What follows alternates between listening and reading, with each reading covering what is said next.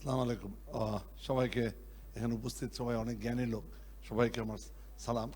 আমার নিজের অত পাণ্ডিত্য নেই, যেরকম প্রফেসর সাহেব বলেছেন, কিন্তু আমি যেটা বলতে পারি সেটা হচ্ছে যেটা আমার ফর মেনি ইয়ার্স অফ চাকরিতে যেটা আমার অবজারভেশন বা এক্সপেরিয়েন্স। যে কথাটা বললেন সঞ্চালক, যে হ্যাঁ, প্রশাসনে এখন প্রায় বোধহয় 32টা ক্যাডার না 29টা, আমার ঠিক মনে নেই। সবচেয়ে ইম্পর্টেন্ট ক্যাডার অফকোর্স যেটা প্রশাসনিক ক্যাডার। এর কারণ আছে, ব্রিটিশ আমল থেকে ক্ষমতাটা হচ্ছে ম্যাজিস্ট্রেটের হাতে। ডিস্ট্রিক্ট ম্যাজিস্ট্রেট তখন বলতো জেলা collector and also district magistrate. Police ছিল তার আন্ডারে, এখন অবশ্য নাই। তো সুতরাং তাদের ক্ষমতাটা অবশ্যই সবসময় বেশি ছিল, এবং ক্যাডারও এত ছিল না।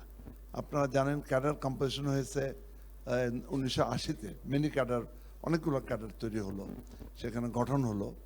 যদিও বলা আছে যে সবাই সমান, কিন্তু বাস্তবে মানে all are equal, but some are more equal আর কি, এই আর কি, এটা বাস্তব। তো এখানে যেটা যেমন ধরেন সচিবালয়ে যখন আপনি প্রমোশন হয়, যেহেতু সংস্থাপন মন্ত্রণালয়টা থাকে প্রশাসন ক্যাডারের আন্ডারে, ক্যাবিনেট সেক্রেটারি ন্যাচারালি প্রশাসনিক ক্যাডারের, তো উনি এনশিওর যাতে প্রমোশনের অলমোস্ট 80% অ্যাডমিন ক্যাডার যেটা বলা হয় সেটা হয়। এখনও তাই। আপনি যদি সচিবদের নাম্বার দেখেন, দেখবেন মেজরিটি অ্যাডমিন ক্যাডারের। একই ব্যাচের আমি বেসিক্যালি তথ্য ক্যাডারের, ওখান থেকে সচিব হয়েছে। মুর্তজা সাহেব তো মনে জানেন না, আমি পিআইও ছিলাম এক সময়, প্রধান তথ্য অফিসার ছিলাম অনেক আগে। তো যেমন এক ছেলে 13 ব্যাচের ফার্স্ট বয়, ইনফরমেশনের ফার্স্ট বয়, ও বেচারা এখনও জয়েন্ট সেক্রেটারি। ওর ব্যাচমেট, ওর জুনিয়র বোধহয় এখন সেক্রেটারি। তো এখন কিছু করার নেই। এখন এটা পরিবর্তন কোনো পলিটিক্যাল গভর্নমেন্টই করেননি, বা সামনে করবেন কি না আমার সন্দেহ আছে। এটা অনেক বড় বিষয়, আমি এটা নিয়ে এখানে আলাপ করতে যাব না, কিন্তু কথাটা সত্য। অবশ্যই এটার একটা পরিবর্তন দরকার, একটা হাউসলাইসে একটা মানে কমন গ্রাউন্ড। আমি একবার একটা সাজেশন দিয়েছিলাম যে আর্মিতে কিন্তু একটা সিম্পল সিস্টেম আছে, কমন র্যাঙ্ক স্ট্রাকচার। আপনারা যারা আর্মি সম্বন্ধে জানেন, ওখানেও বিভিন্ন ক্যাডার আছে, ইনফ্যান্ট্রি, আর্মার, আর্টিলারি। এবং আর্মি চিফ কিন্তু ফাইটিং আর্মস ছাড়া কখনোই হয় না পৃথিবীর কোনো দেশেই, খুব রেয়ার। সাপ্লাই কোর বা অর্ডিন্যান্স কোর থেকে আর্মি চিফ হবে না, বা রিমাউন্ড ভেটেরিনারি নাকি ওখান থেকে হবে না। বাট র্যাঙ্ক স্ট্রাকচার সেম সব, এখানে কিন্তু সেটাও না। তাতে একটা অনেকে মানে ইগোসেন্ট্রিক ইসে পড়ে। এখন যেমন ধরেন কিছু কিছু মানে জিনিসটা মোর অফ ইগোসেন্ট্রিক বলতে মিন করছি কে কারে স্যার বলবে।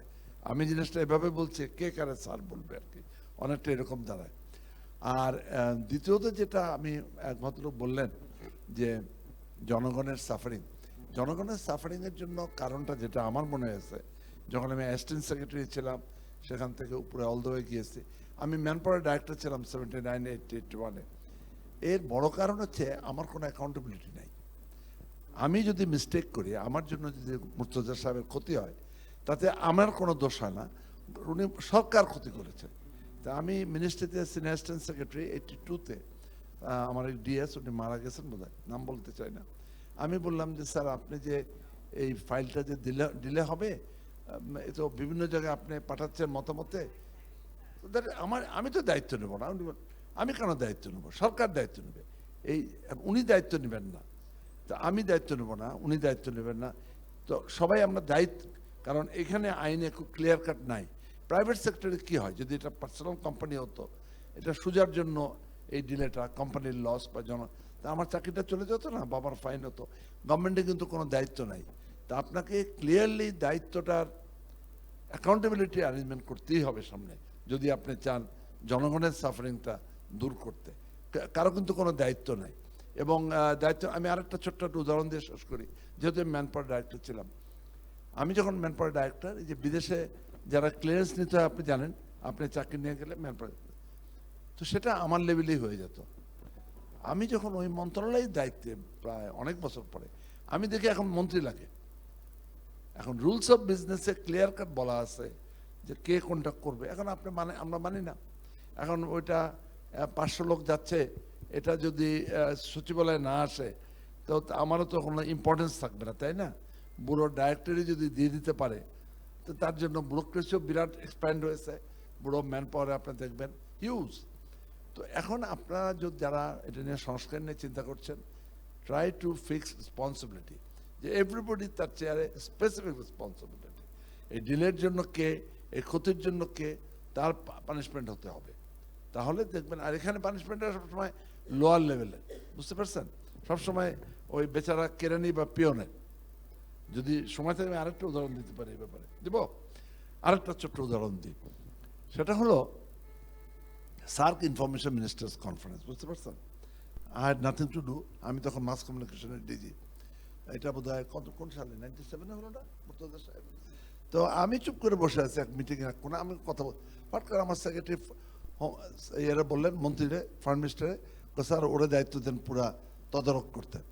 খামাখায় ঝামেলার মধ্যে পড়তে চাচ্ছিলাম না, আমি এমনি তখন খুব বিপদে ছিলাম নিজের চাকরি নিয়ে, যে কোনো সেটা আরেক কারণ, পলিটিক্যালি আইডেন্টিফাই যাক যে। তো সেটা চেক করতে যায় দেখি সোনাগাঁয় ব্যাংকোয়েট হবে। তখন ইন্ডিয়ান ইনফরমেশন মিনিস্টার সুষমা কি নাম তো না, সুষমা স্বরাজ, হ্যাঁ। আমি জানি অত্যন্ত কঠিন মৌলবাদ হিন্দু উনি শুধু ভেজিটেরিয়ান না, খুবই কনজারভেটিভ হিন্দু। আমি দেখি তার টেবিলে বিফ, আই ওয়াজ হরিফাইড। আমি ও তো টেবিল থেকে হাঁটা দিয়ে চলে যাবে, তা আমি বলবো এখানে বিফ তো দূরের কথা, মানে ইভেন মাটনও থাকতে পারবে না। আর ওনার জন্য they must be a separate vegetarian menu. এটা বলে দিদেন, এটা ওভারঅল দায়িত্বে যিনি ফরেন মিনিস্ট্রি অ্যাডিশনাল সেক্রেটারি, ওনার বললাম যে এটা that's not my responsibility, I have staffs to look into that. তো উনি তো দায়িত্ব নেবেন না, কিন্তু দায়িত্ব ওনার চলে যাওয়া হচ্ছিল চাকরিটা। কারণ সুষমা স্বরাজ যদি দেখতেন যে তার মানে টেবিলে বিফ সার্ভ হচ্ছে, উনি হাঁটা দিয়ে চলে যেতেন। তো এই জন্য বললাম যে ইন্ডিভিজুয়াল এখানে দায়িত্বটা ওনার কোনো অসুবিধা নেই, ওই অ্যাডিশনাল ফরেন সেক্রেটারি সাহেব তার কোনো, মানে উনি ওনার কেরানি বা পিএকে বলেছেন অ্যারেঞ্জ করতে, so he has no responsibility. তো আপনারা দায়িত্বটা প্রত্যেকের দায়িত্ব হতে হবে, এভরিবডি। Thank you.